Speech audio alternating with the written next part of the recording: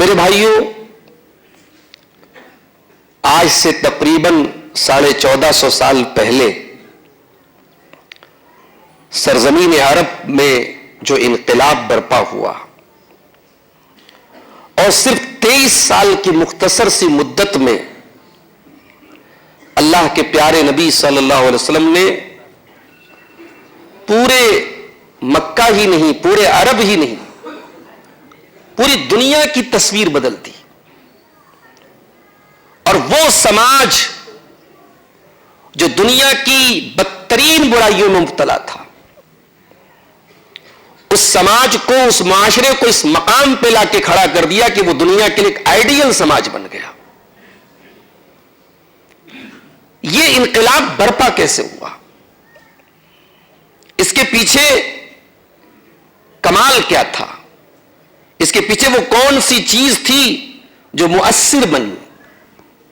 کلمہ تو وہی آج ہم پڑھ رہے ہیں جو صحابہ نے پڑھا تھا. قرآن وہی ہے ہمارے پاس جو صحابہ کرام کے پاس تھا. دین وہی ہے، اسلام وہی ہے. فرق اگر ہے تو صرف ایک چیز کا ہے کہ وہ گفتار کے، ہم وہ کردار کے غازی تھے، ہم گفتار کے غازی ہیں. ہماری زبان اور ہمارے دل کا کنیکشن ٹھیک نہیں ہے. ہماری زبان سے اللہ کی تعریفیں نکل رہی ہیں، کوئی خیریت پوچھتا الحمدللہ، اللہ کا کرم ہے، مگر کیا دل میں واقعی میں اللہ کی محبت ہے؟ کیا واقعی میں دل میں رسول کی محبت ہے؟ اگر دل میں اللہ اور اس کے رسول کی محبت ہوتی تو سماج اور معاشرے کی یہ حالت نہ ہوتی جو آج ہے. ہم سب مسلمان ہیں، اور ایک مسلمان کے دل میں سب سے بڑھ کے اگر محبت ہونی چاہیے تو اللہ کی اور اس کے رسول کی ہونی چاہیے. قرآن کریم کے دوسرے پارے کی ایک آیت میں نے آپ کے سامنے پڑھی ہے. اس آیت میں اللہ تعالیٰ نے اسی حقیقت کو بیان کیا. وَمِنَ النَّاسِ مَن يَتَّخِذُ مِن دُونِ اللَّهِ أَندَادًا يُحِبُّونَهُمْ كَحُبِّ اللَّهِ. کچھ لوگ ایسے بھی ہوتے ہیں جو اللہ کے برابر دوسروں کو ٹھہراتے ہیں، اللہ کا درجہ دوسروں کو دیتے ہیں. کیسے دیتے ہیں؟ سجدہ کر کے نہیں، ان کے آگے جھک کر کے نہیں، ان کے آگے ہاتھ پھیلا کر کے نہیں. یحبونہم کحب اللہ، وہ اللہ کو چھوڑ کے غیر اللہ سے ویسی محبت کرتے جیسی اللہ سے کرنی چاہیے. وہ شدید محبت، جس محبت کے آگے ساری محبتیں قربان ہو جائیں، وہ محبت صرف اللہ سے ہونی چاہیے.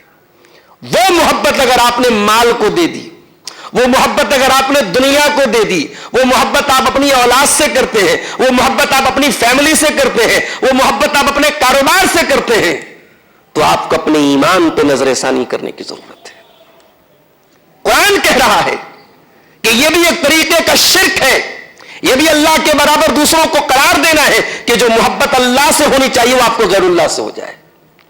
والذین آمنوا اشد حبا للہ، اور جو ایمان والے ہیں وہ سب سے شدید محبت اگر کرتے ہیں، سب سے زیادہ محبت کرتے ہیں تو اللہ سے کرتے ہیں. میں آج سوچ رہا تھا کس موضوع پر بات کروں. آپ کے بدوئی کے ایک صاحب نے بڑی اچھی بات کہی، کہا کہ مولانا کچھ ایسی باتیں کیجئے کہ دلوں میں اللہ اور اس کے رسول کی محبت پیدا ہو. کمی ہے تو محبت کی کمی ہے، زبان سے دعوے کی کمی نہیں ہے. اور ہمارے دین کی پوری تعلیمات اگر آپ دیکھیں، اس کا جو نقطہ ہے، اس کا جو سینٹر ہے وہ یہی ہے. آپ کلمہ بھی پڑھتے، اگر کلمے کی بنیاد محبت پر نہیں ہے تو کلمہ پڑھنے کا کوئی مطلب نہیں ہے. اگر آپ کلمہ لا الہ الا اللہ محمد رسول اللہ پڑھتے رہے، اگر اس کلمے کے پیچھے محبت نہیں ہے تو پھر کلمہ پڑھنے کا کوئی مطلب نہیں ہے. اسی لیے اللہ تعالیٰ نے قرآن کریم کی سورہ توبہ کی آیت نمبر 24 میں ایک کسوٹی بتائی ہے ایمان کی. ہم لوگ سونا خریدنے جاتے ہیں سونار کے ہاں، تو سونار کے پاس جو ہے وہ کسوٹی ہوتی ہے، وہ پرکھ کے بتا دیتا ہے کہ سونا کتنا کھرا ہے کتنا کھوٹا ہے. سورہ توبہ کی اس آیت میں اللہ تعالیٰ نے محبت رسول کی کسوٹی بیان کی ہے. بڑے غور سے سنیے گا یہ آیت، اور ہم سب کو اس آیت پر اپنے ایمان کو، اپنی محبت رسول کو پرکھنے کی ضرورت ہے. قل ان كان آباؤكم وأبناؤكم وإخوانكم وأزواجكم وعشيرتكم وأموال اقترفتموها وتجارة تخشون كسادها ومساكن ترضونها أحب إليكم من الله ورسوله وجهاد في سبيله فتربصوا حتى يأتي الله بأمره.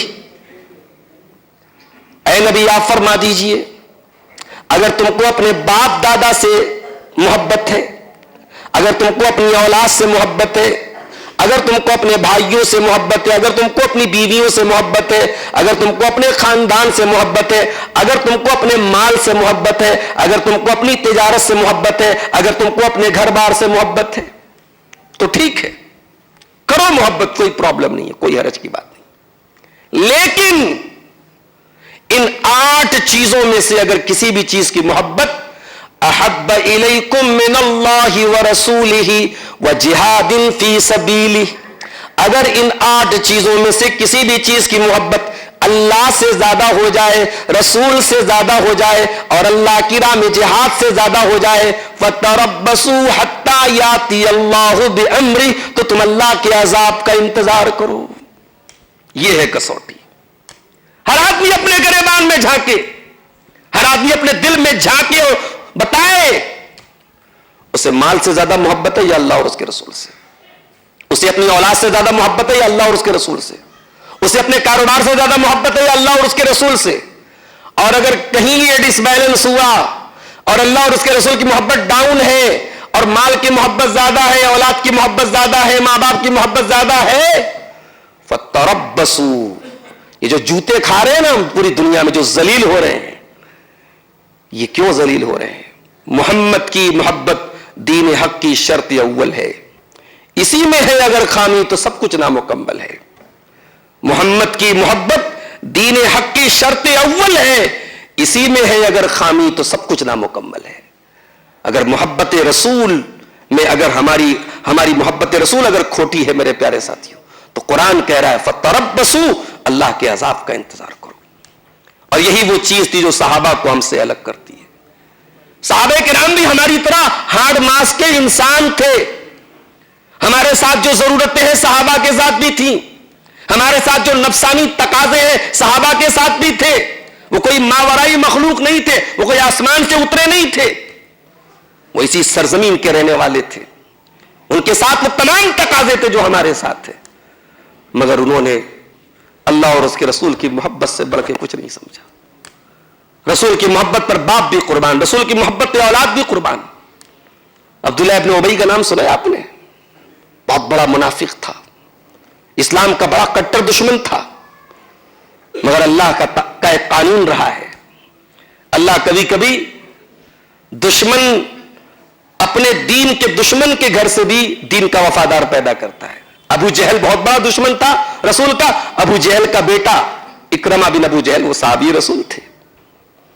عبداللہ ابن ابی منافقین کا سردار تھا، اس کا بیٹا ان کا نام بھی عبداللہ تھا، وہ صحابی تھے. اور ظاہر ہے کہ دنیا کے ہر بیٹے کی طرح اس کو بھی اپنے باپ سے محبت تھی، لیکن باپ سے بڑھ کے اللہ اور اس کے رسول سے محبت تھی. جب عبداللہ ابن ابی منافق نے ایک مرتبہ مسلمانوں کو گالی دی، اللہ کے نبی کو گالی دی اور کہا لَيُخْرِجَنَّ الْأَعَزُّ مِنْهَا الْأَذَلَّ، کہ مدینہ میں جو عزت والا ہے وہ ذلت والے کو نکال دے گا مدینہ سے. اس نے اپنے آپ کو نعوذ باللہ عزت والا کہا اور جناب محمد رسول اللہ صلی اللہ علیہ وسلم کے لیے اس نے ذلت والے کا لفظ استعمال کیا. یہ گالی دی اس نے اللہ کے نبی کو، اور اس کی گالی قرآن میں اللہ تعالیٰ نے نقل کی ہے سورہ منافقون کے اندر. جب یہ بات اس کے بیٹے تک پہنچی، اس کا بیٹا مدینہ کے دروازے پر کھڑا ہو گیا اور کہا کہ میرا باپ مدینہ میں داخل نہیں ہوگا جب تک اللہ کے رسول اجازت نہیں دیں گے. اس نے اللہ کے رسول صلی اللہ علیہ وسلم کے بارے میں ایسی گستاخانہ بات کہی ہے، اب میری تلوار فیصلہ کرے گی کون عزت والا ہے کون ذلت والا ہے. اللہ کے نبی نے سمجھایا نہیں، میں باپ کو بیٹے سے جدا کرنے، میں بیٹے کی تلوار سے باپ کو مروانے کے لیے نہیں آیا ہوں. آپ نے سمجھایا، لیکن یہ کون سا جذبہ تھا جو عبداللہ ابن ابی کے بیٹے کو اپنے باپ کے خلاف تلوار اٹھانے پر مجبور کرتا ہے؟ یہ اللہ اور اس کے رسول کی محبت تھی میرے پیارے ساتھیوں. اور آگے بڑھیے، جنگ بدر میں حضرت ابو بکر مسلمانوں کی طرف سے لڑ رہے تھے، ان کے بیٹے عبد الرحمان جو بھی اسلام نہیں لائے تھے مشرکین کی طرف سے لڑ رہے تھے. بار بار باپ بیٹے کا سامنا ہو رہا تھا. جنگ ختم ہو گئی. بعد میں حضرت عبد الرحمان اسلام لے آئے. ایک مرتبہ اپنے باپ سے کہنے لگے ابا جان بار بار بدر کے میدان میں آپ میری تلوار کے نیچے آ رہے تھے اور قریب تھا میری تلوار آپ کا کام تمام کر دے، لیکن باپ کی محبت تھی جو مجھ کو روک لیتی تھی اور میں نے آپ کے اوپر حملہ نہیں کیا. حضرت ابو بکر نے فرمایا ہے میرے بچے تو نے تو یہ سوچ کر کے نظر انداز کر دیا کہ تو میرا بیٹا اور میں تیرا باپ ہوں، لیکن واللہ اگر ایک مرتبہ تو میری تلوار کے نیچے آ جاتا تو میں دریغ نہ کرتا تجھے قتل کرنے سے، کیونکہ اس وقت میں تجھے اپنا بیٹا سمجھ کر کے نہیں بلکہ اللہ اور اس کے رسول کا دشمن سمجھ کر کے تجھ سے لڑ رہا تھا. قل ان کان آباؤکم وابناؤکم، اے ایمان والو اے نبی آپ فرما دیجئے اپنے باپ سے بڑھ کر تم کو اللہ سے محبت ہونی چاہیے، اپنی اولاد سے بڑھ کر تم کو اللہ سے اور رسول سے محبت ہونی چاہیے. وازواجکم، اور بیوی سے زیادہ تم کو اللہ اور اس کے رسول سے محبت ہونی چاہیے. حضرت حنظلہ کا واقعہ کون نہیں جانتا. نئی نئی شادی ہوئی تھی، شب زفاف تھی، شادی کی پہلی رات تھی، بیوی کے ساتھ تھے، جنابت کی حالت میں تھے، ناپاکی کی حالت میں تھے. نبی اکرم کی طرف سے منادی نے اعلان کیا کہ غزوے کے لیے جانا ہے، جہاد کے لیے جانا ہے. حضرت حنظلہ رضی اللہ تعالیٰ عنہ اسی جنابت کی حالت میں، اتنا وقت بھی ان کے پاس نہیں تھا کہ وہ طہارت حاصل کرتے، پاکی حاصل کرتے، اسی جنابت کی حالت میں وہ جنگ کے میدان میں چلے جاتے ہیں اور اسی حالت میں شہید ہو جاتے ہیں. اور جنگ کے بعد جب شہداء کی لاشیں اکٹھا کی جاتی ہیں تو اللہ کے نبی صلی اللہ علیہ وسلم فرماتے ہیں کہ میں حنظلہ کو دیکھ رہا ہوں تغسلہ الملائکہ، حنظلہ کو فرشتے غسل دے رہے ہیں. کسی شاعر نے بڑی بہترین انداز میں اس واقعے کی ترجمانی کی ہے.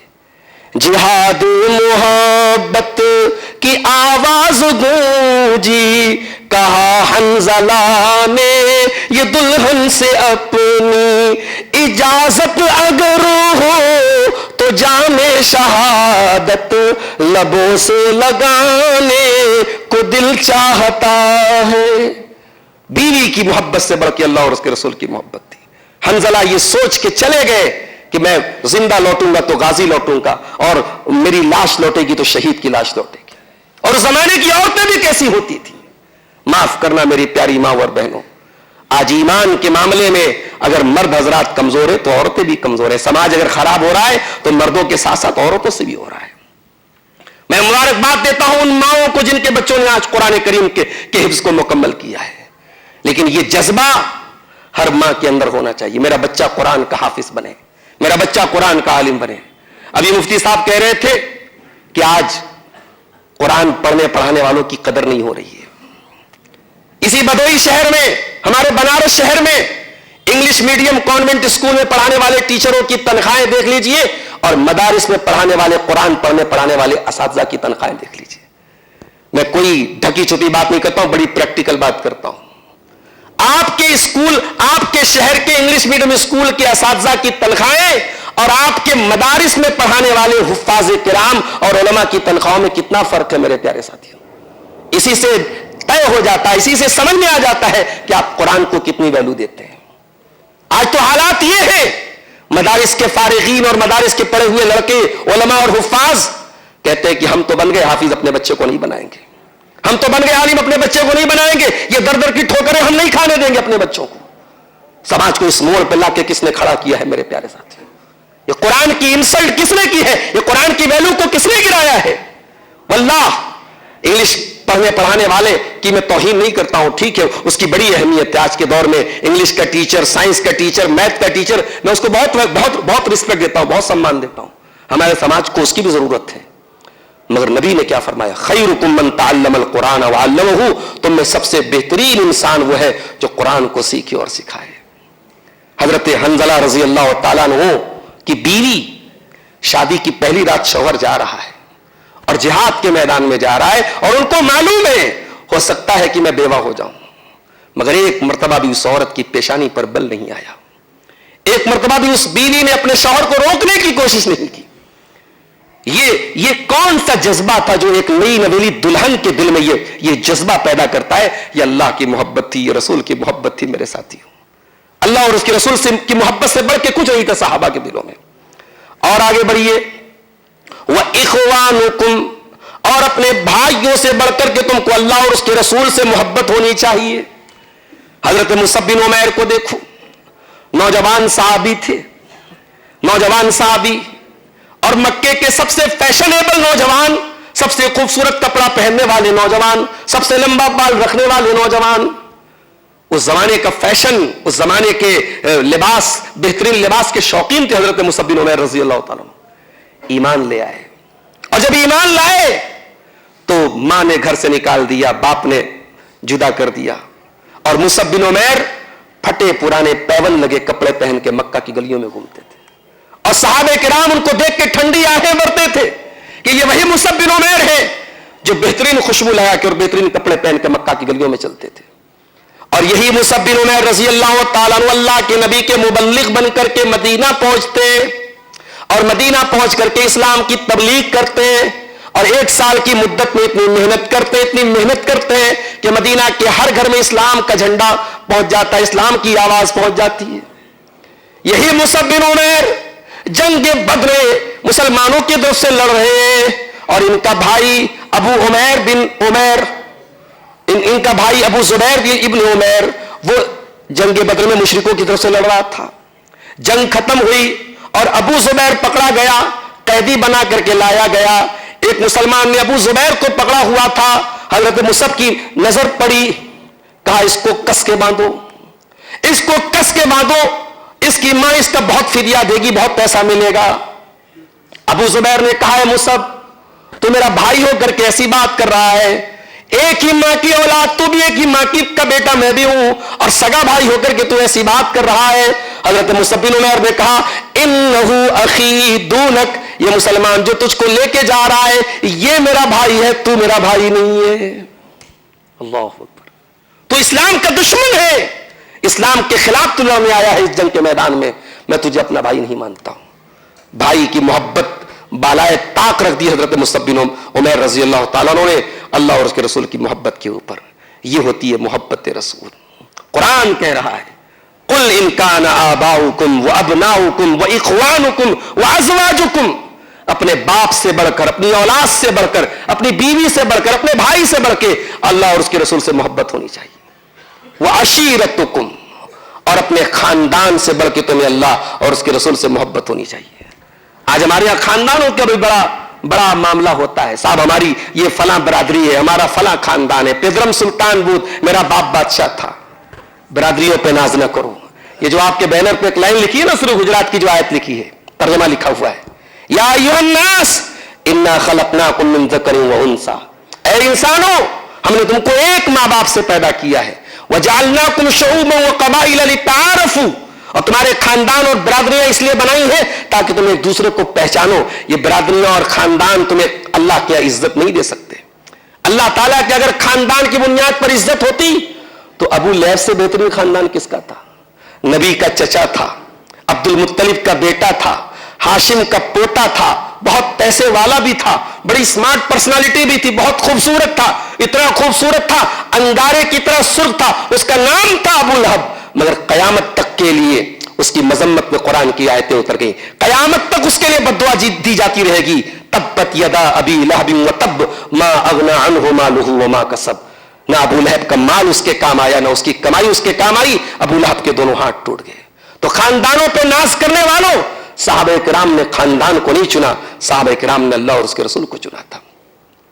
آپ غور کیجئے، مکہ کے مہاجرین مدینہ پہنچے، مدینہ کے انصاری الگ خاندان کے، مکہ کے مہاجرین الگ خاندان کے۔ اللہ کے پیارے نبی نے مکہ کے مہاجرین کا نام لے لے کر مدینہ کے انصاریوں کو ان کا بھائی بنا دیا۔ یہ فلاں مہاجر ہے، یہ فلاں انصاری، دونوں بھائی بھائی ہیں، آپ نے نام لے لے کے بھائی بھائی بنا دیا۔ آج سگا بھائی اپنے بھائی کے لیے قربانی دینے کو تیار نہیں ہے۔ ایک ہی ماں باپ کی اولاد ہے، دو بھائیوں میں آپس میں نبھ نہیں پاتی ہے، اور ساتھ رہ کر کے بھی ساتھ نہیں رہتے، ایک دوسرے کے خلاف کیس چلتے، مقدمے چلتے۔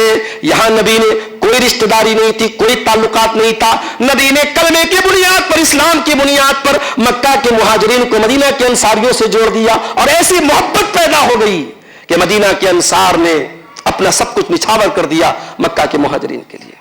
कुरान कहता है युहिब्बूना मन हाजरा इलैहिम वला यजिदूना फी सुदूरिहिम हाजतम मिम्मा ऊतू। मदीना के अंसार मक्का के मुहाजिरीन से मोहब्बत करते थे और अपने दिल में कोई तंगी महसूस नहीं करते थे। तो खानदान से बढ़ के अल्लाह और उसके रसूल की मोहब्बत होनी चाहिए मेरे साथियों। और आगे बढ़िए, व अमवालुन इख्तरफ्तुमूहा, और वो माल जो तुम कमा कमा के लाते हो, उस माल से बढ़ के अल्लाह और उसके रसूल से मोहब्बत होनी चाहिए। माल बहुत जरूरी चीज है जिंदगी में, मगर माल सब कुछ नहीं है मेरे साथियों। माल कमाओ मगर माल के पीछे अंधे मत होना कभी। माल की मोहब्बत इतनी ज्यादा दिल में न पैदा हो जाए कि अल्लाह को भूल जाओ, रसूल को भूल जाओ। माल कमाने वाले सहाबा भी थे, करोड़पति सहाबा भी थे। उस्मान गनी रजी अल्लाह तआला अन्हु, हजरत अब्दुर्रहमान इब्न औफ रजी अल्लाह तआला अन्हु अपने जमाने के करोड़पति लोग थे, मगर जब मौका आया है अल्लाह के लिए और उसके रसूल के लिए सब कुछ उन्होंने कुर्बान कर दिया।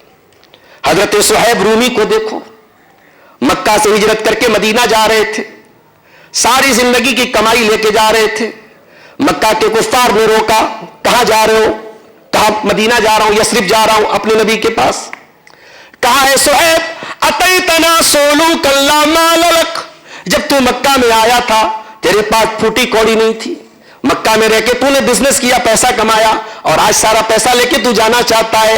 ऐ सुहैब हम तुझे एक पैसा लेके जाने नहीं देंगे। का फिर क्या करोगे? का एक शर्त पर जाने देंगे, ये सारी जिंदगी की कमाई जो साथ में है ये हमारे हवाले कर दो, हम तुम्हें जाने दे देंगे। मुसअब बिन उमैर ने एक लम्हे भर के लिए भी तवक्कुफ नहीं किया, एक लम्हे के लिए भी सोचा नहीं, जिंदगी की सारी गाड़ी कमाई मक्का के काफिरों के हवाले कर दो, और खाली हाथ मक्का से मदीना पहुंचे। मदीना पहुंचे तो फजर की नमाज का टाइम था।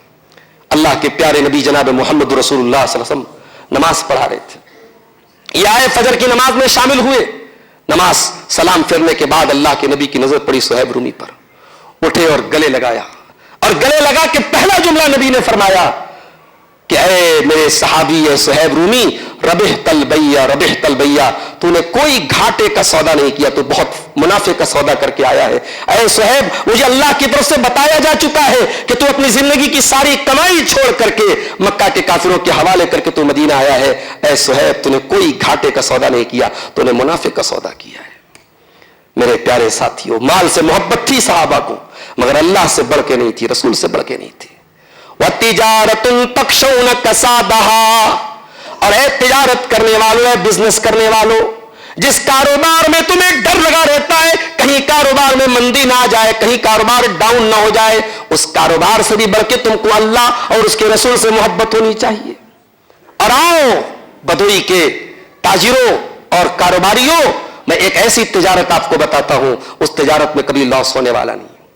इन्नल्लज़ीना यतलून किताबल्लाहि व अक़ामुस्सलाता व आतवुज़्ज़काता व अनफ़क़ू मिम्मा रज़क़नाहुम सिर्रन व अलानियतन यरजून तिजारतन लन तबूर।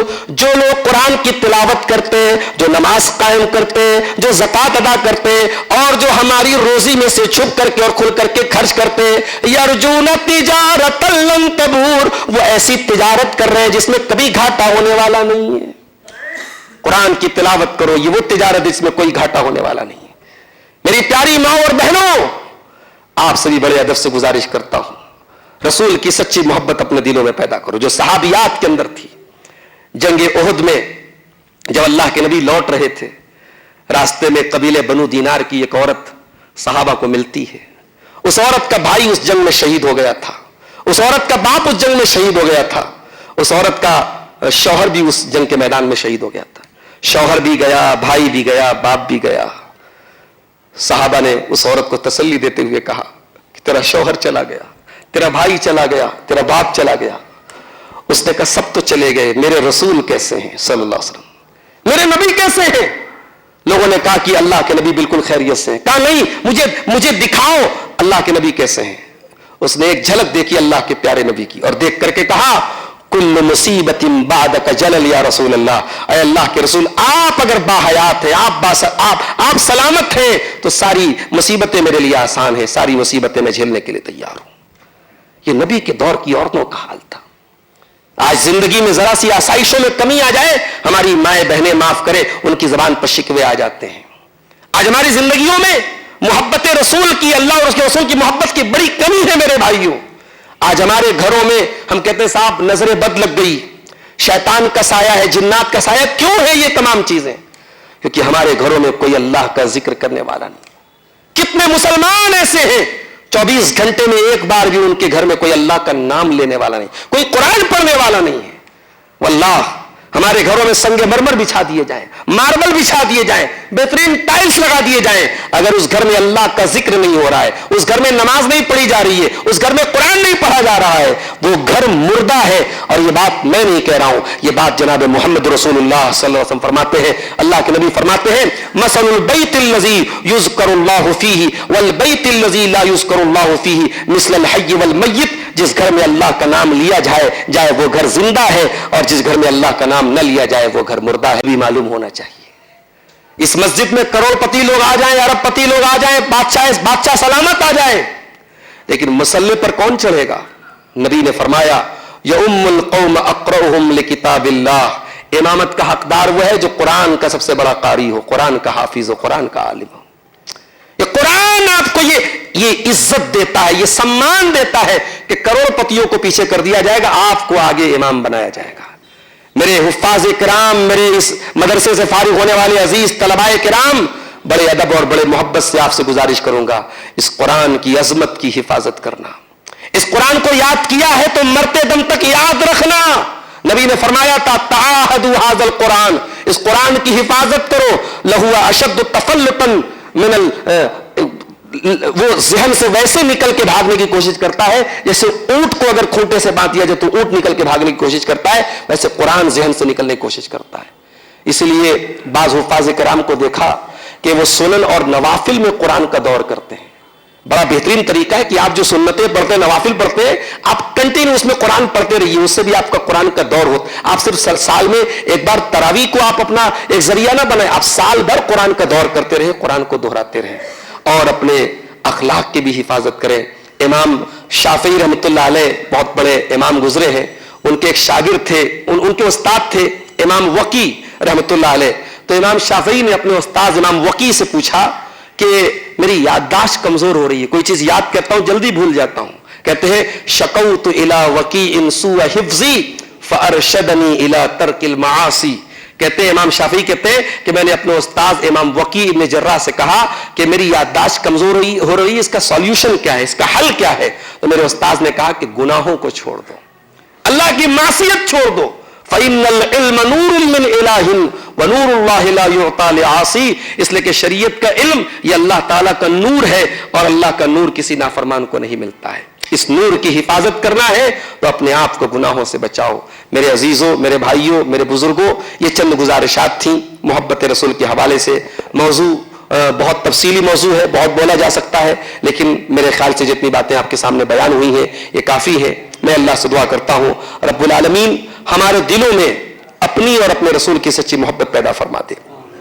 जो मोहब्बत रसूल की कसौटी अल्लाह ने बयान की सूरह तौबा के अंदर, उस कसौटी पर हमें अपनी मोहब्बत को खरा करने की तौफीक अता फरमाए। अल्लाह अपने नबी की, नबी के सहाबा की, नबी के अहले बैत की सच्ची मोहब्बत हमारे दिलों में पैदा फरमा दे। और मोहब्बत इताअत के बगैर अधूरी है। अगर आपका दावा है मोहब्बत रसूल का, आपकी जिंदगी में रसूल की इताअत भी होनी चाहिए, रसूल की इत्तिबा भी होनी चाहिए। मैंने जो आयत पढ़ी थी खुतबे मसनूना के बाद, उस आयत का तर्जमा रह गया कि ऐ नबी आप फरमा दीजिए अगर तुम अल्लाह से मोहब्बत करते हो फत्तबिऊनी, तो नबी की इत्तिबा करो।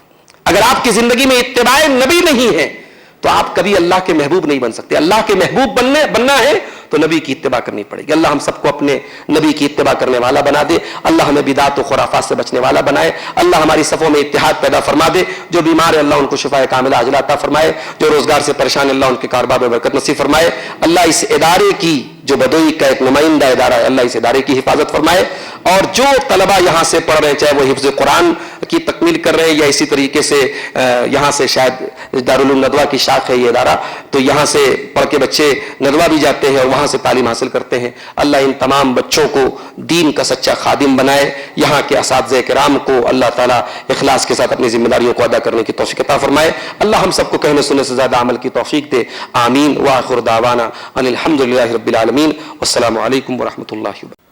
آئیے سب احمد مختار کی باتیں کریں، آئیے سب احمد مختار کی باتیں کریں،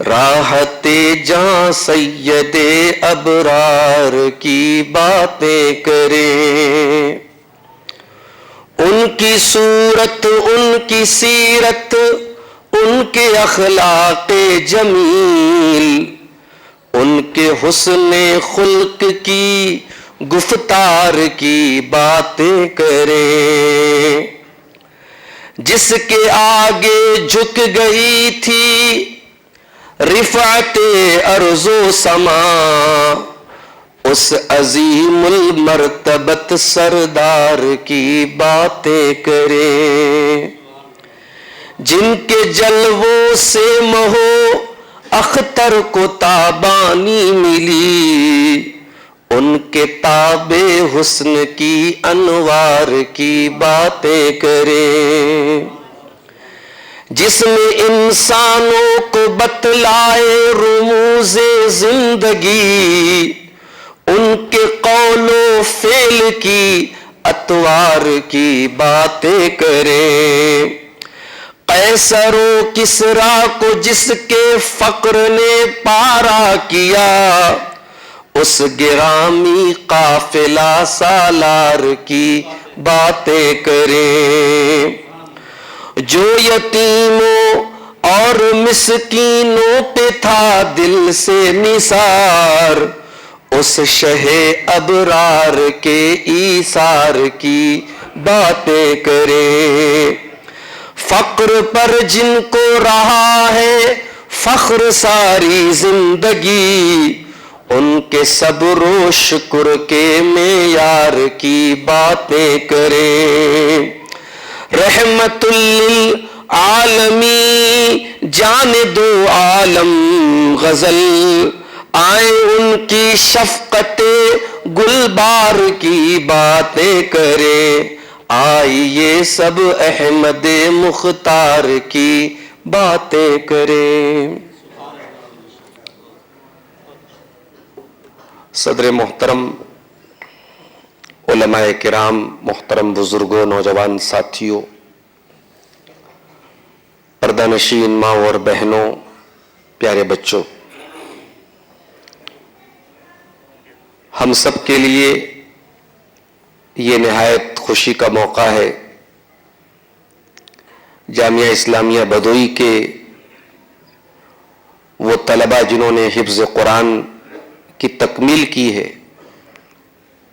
ان کے سروں پر آج دستار رکھی جائے گی، اور آج اسی موقع سے یہ پروگرام منعقد ہوا ہے، اور ابھی ہمارے ساتھ بنارس سے تشریف لائے ہوئے ہم سب کے انتہائی محترم حضرت مولانا مفتی عبدالباقی نعمانی حفظہ اللہ کا خطاب آپ نے سنا، قرآن کریم کی عظمت کے حوالے سے قرآن کے ان حفاظ کو بھی مفتی صاحب نے کچھ نصیحتیں کی، معاشرے کے اہل ثروت کے لیے بھی کچھ پیغام دیا، اور پھر عام عوام کے لیے بھی بڑی دردمندانہ نصیحتیں مفتی صاحب نے فرمائی ہیں۔ اللہ تعالی ہم سب کو ان نصیحتوں پر عمل کی توفیق عطا فرمائے۔